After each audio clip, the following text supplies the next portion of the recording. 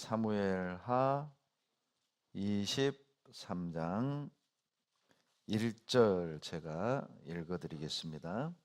이는 다윗의 마지막 말이라.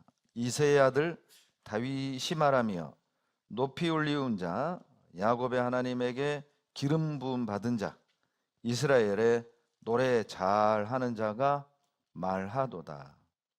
8절부터 제가 읽어드리겠습니다. 다윗의 용사들의 이름이 이러하니라. 다그몬 사람 요셉 바세벳이라고도 하고 에센 사람 아디노라고도 하는 자는 군장의 두목이라. 저가 한때에 800인을 쳐 죽였더라. 그 다음은 아호와 사람 도대의 아들 엘르아살이니 다윗과 함께한 세 용사 중에 하나이라. 블레셋 사람이 싸우려고 모임에 이스라엘 사람들이 물러간지라. 세 용사가 싸움을 도두고 저가 나가서 손이 피곤하여 칼에 붙기까지 블레셋 사람을 치니라. 그날에 여호와께서 크게 이기게 하셨으므로 백성들은 돌아와서 저의 뒤를 따라가며 노략할 뿐이었더라. 11절 12절은 같이 읽겠습니다. 그 다음은 하랄 사람 아게의 아들 삼마라. 블레셋 사람이 때를 지어 녹두나무가 가득한 밭에 모임에 백성들은 블레셋 사람 앞에서 도망하되 저는 그 밭 가운데에 서서 막아 블레셋 사람을 친지라. 여호와께서 큰 구원을 이루시니라. 사무엘하 23장 1절을 보면 다윗의 마지막 말이라고 밝히고 있습니다. 다윗이 첫 번째 지은 시가 시편 1편이라면 다윗이 마지막으로 지은 시는 사무엘하 23장 1절로 7절이라고 말씀드릴 수 있습니다. 그런데 놀라운 것은 1절에 다윗의 마지막 말이니까 유언이라는 의미이겠죠. 결론은 죽음을 앞두고 있다는 뜻이잖아요.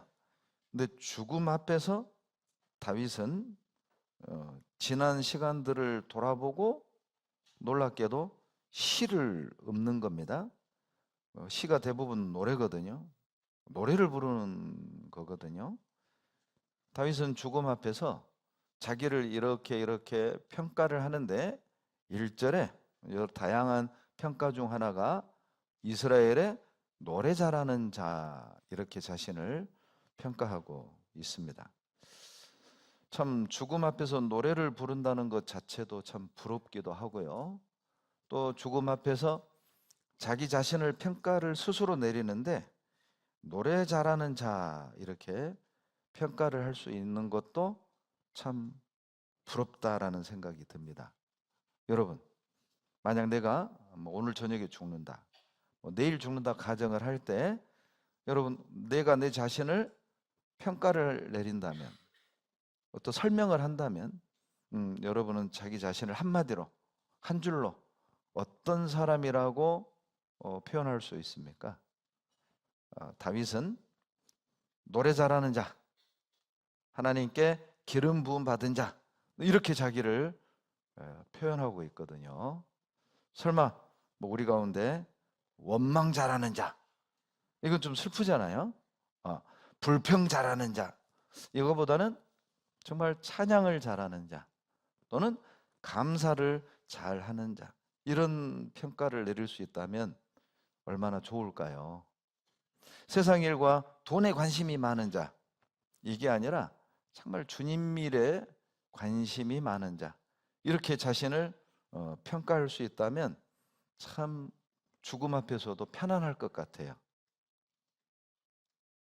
스스로를 오늘 하루 종일 그런 생각을 좀 하고 오늘 하루를 지내보면 어떨까요?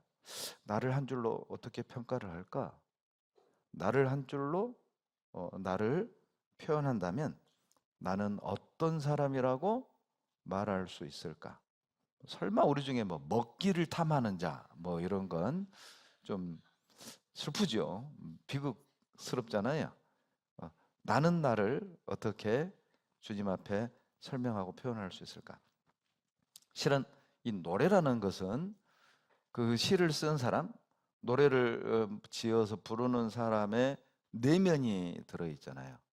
그 사람이 추구하는 것도 거기에 들어있을 것이고, 그 사람의 관심사도 들어있을 것이고, 그 사람이 뭘 가치 있게 여기고 중요하게 여기는지도 들어있을 것이고, 그러니까 그 사람의 시를 쭉 읽어보면 그 사람의 어떤 성품, 그 사람의 인격도 어느 정도 알 수가 있습니다. 그 사람의 어떤 생각, 그 사람의 삶의 태도도 그의 글을 통해서 느끼고 알 수 있거든요. 그러니까 다윗이 지은 뭐 70여 편의 시라든가, 그리고 이제 마지막 사무엘하 23장에서 마지막 부르고 있는 이 노래를 보면 다윗이 어떠한 삶을 살아왔는지, 또 다윗은 어떠한 인격의 소유자인지를 우리는 알 수가 있어요. 다윗은 노래 잘하는 자라고 그랬잖아요. 그러니까 이 표현 안에는 다양한 어떤 교훈들이 들어있는데, 이런 것들이겠죠. 다윗은 궁궐에 있을 때도 노래를 잘 불렀다는 뜻이고요. 그리고 사울에게 오해를 받아 쫓겨다니는 굴 속에서도, 광야에서도, 들에서도 원망을 하고 사울을 저주한 게 아니라 다윗은 그때도 노래를 했다는 것이죠. 자, 우리들은 언제 노래가 나옵니까? 좋을 때, 좋을 때, 그러죠? 남편이 생각지 않은 비자금을 내놓았을 때 엄청 노래 나오잖아요. 에야 디야 막 이런 노래가 나오죠. 우리는 주로 좋을 때, 이게 뭔가 생각지 않은 것들이 생겼을 때 나도 모르게 흥이 나오죠. 흥이. 그러나 오해받았을 때 찬양 부르는 건 쉽지 않습니다. 나에게 어떤 큰 해가 닥쳤을 때, 억울한 일을 당했을 때, 나는 전혀 하지도 않은 일을 뒤에서 그냥 속닥속닥 저 형제 이런 형제래, 뭐 이런 말이 돌고 돌아서 내 귀에 들렸을 때 여러분 노래가 나옵니까? 찬양이 나옵니까? 다윗이 노래를 잘한다는 의미는 그냥 뭐 하나님께 인정받고 백성의 사랑을 받고 전쟁을 이길 때, 그리고 궁궐에 있을 때, 국방부 장관이 되었을 때, 승승장구할 때만 노래를 불렀다는 뜻이 아니에요. 노래를 잘했다는 말은 어떤 상황에서도, 어떤 장소에서도 그는 노래를 불렀다라는 의미입니다. 그러니 궁궐에서도 노래를 불렀고, 광야에서도 노래를 불렀고, 왕으로 있을 때도 노래를 불렀고, 10여 년 도망 다닐 때도 그는 노래를 불렀고, 대부분의 시는 궁궐에서 쓴 게 아닙니다. 다윗이 쓴 70여 편의 대부분의 시는 광야에서 썼어요. 도망 다닐 때 썼어요. 자객을 보내서 사울이 다윗을 죽이려 할 때 도망가면서 시를 썼어요. 그때 노래를 불렀거든요. 그러니까 평안할 때도 노래를 불렀고, 위기 속에서도, 고난 속에서도 노래를 불렀고, 다윗은 가진 것이 많을 때도 노래를 불렀고, 다윗은 다 잃었을 때도 노래를 불렀다는 거예요. 어떤 상황에서도 그는 하나님을 찬양했습니다. 다윗의 노래를 보면 누구를 저주한다거나 누구를 탓한다거나 신세 타령하는 내용이 전혀 없습니다. 그의 상황이 어찌하든지, 그가 어떤 장소에 있든지, 사람들에게 어떤 평가를 받든지, 다윗은 항상 하나님을 찬양을 했다는 것입니다. 그래서 다윗은 자기가 봐도 자기는 노래를 참 잘해.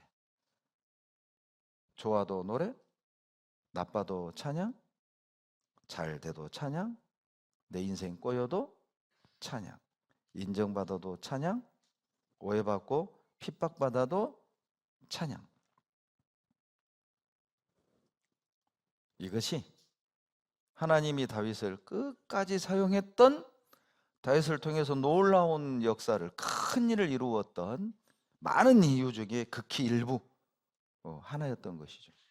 그러니까 다윗의 입장에서 본다면, 다윗은 오해도 받았고 10여 년 직장도 잃고 가족도 잃고 친구도 잃고 집도 잃고 들로 산으로 굴로, 그렇게 도망자 신세였지만 그 10년의 기간을 버틸 수 있었던 것, 그 위기를 극복할 수 있었던 것, 그리고 결국에는 이 왕이 되고 궁궐에서 죽음을 맞이할 수 있었던 것, 많은 이유 중에 하나, 바로 노래를 잘하는 자였기 때문이라는 거예요.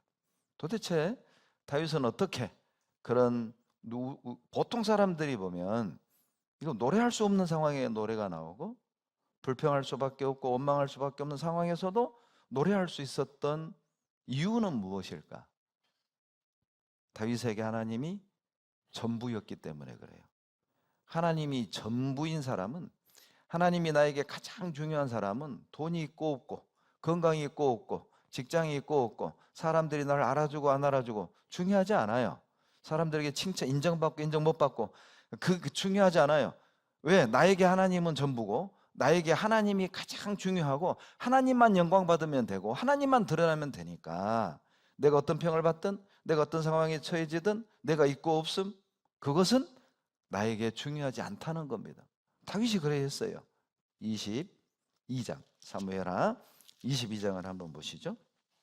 사무엘하 22장 1절로 3절. 여호와께서 다윗을 모든 대적의 손과 사울의 손에서 구원하신 그날에 다윗이 이 노래의 말씀으로 여호와께 아뢰어. 자, 2절 3절을 같이 읽는데요, 읽고 나면 여러분에게 제가 질문을 던질 겁니다. 뭔 질문을 던질 줄 모르니 긴장하시면서 읽으세요. 그런데 읽다 보면 아, 이거 물어보겠구나, 여러분 스스로 감을 잡을 거예요. 이거 물어볼 겁니다. 2절 3절 같이 읽습니다. 가로되 여호와는 나의 반석이시요 나의 요새시요 나를 건지시는 자시요 나의 하나님이시요 나의 피할 바위시요 나의 방패시요 나의 구원의 뿌리시요 나의 높은 망대시요 나의 피난처시요 나의 구원자시라. 나를 용악에서 구원하셨도다. 자, 제가 뭘 물어볼지 아시겠죠? 그럼 대답해 봐요. 답이 뭐예요? 나의. 그렇지 역시. 예, 이제 저하고 한 5년 살다 보니 제 취향을 아시겠죠? 여러분, 나의가 몇 번 나와요?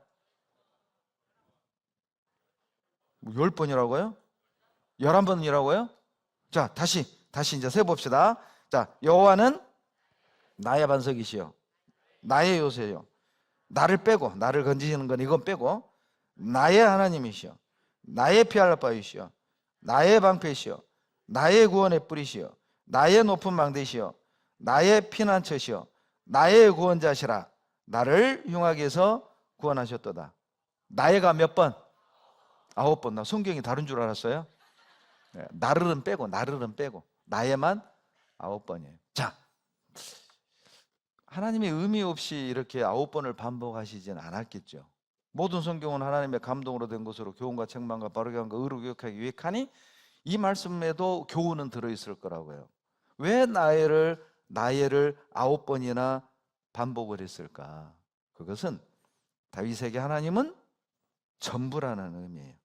제가 이 말씀 묵상하면서요, 나는 언제 하나님을 이렇게 느껴봤는가? 내가 이렇게 하나님을 느껴본 적이 있었던가?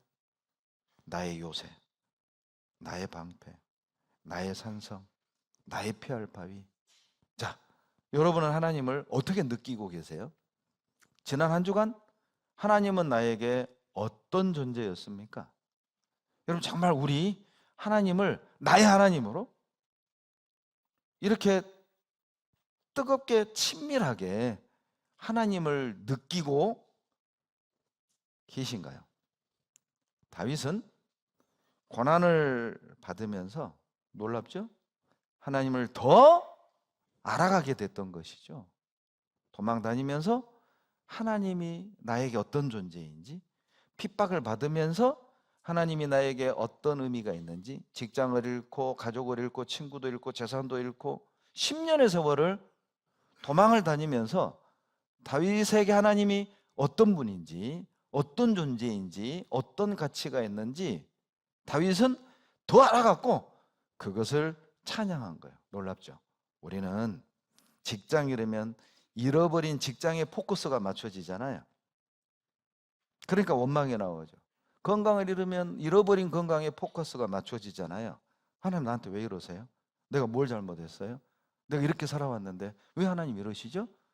이런 반응이 우리는 먼저인데, 다윗은 누명을 썼고 재산도 잃고 가족도 잃고 친구도 잃고 산으로 들로 도망 다니면서 자기가 잃어버린 것에 포커스를 맞춘 게 아니라 하나님에 대하여 포커스를 맞췄다는 것이죠. 나의 하나님, 나의 아버지, 나의 방패, 나의 산성, 하나님께 포커스를 맞추니까 하나님이 어떤 분인지, 하나님 나와 어떤 관계가 있는지, 어떤 가치가 있는지 노래할 수밖에 없잖아요. 22장 5절에 보시면요, 5절에 사망의 물결이 나를 애우고 불의의 창수가 나를 두렵게 하였으며 음부의 줄이 나를 두르고 사망의 올무가 내게 이르렀도다. 그러니까 결론은요, 이게 완전히 풍전등화요 진퇴양난이요, 이거 지금 다윗이 이러지도 저러지도 못할 상황에 처해 있다는 뜻이잖아요. 이제 나 죽었다, 이제 나 끝났다, 이런 상황이잖아요. 불의의 창수가 나를 두렵게 하였고 음부의 줄이 나를 두르고 사망의 올무가 내게 이르렀어요. 여러분 올무 알잖아요. 올무는 몸부림칠수록 조여오는 거잖아요. 내가 어떻게 풀 수 없는 거잖아요.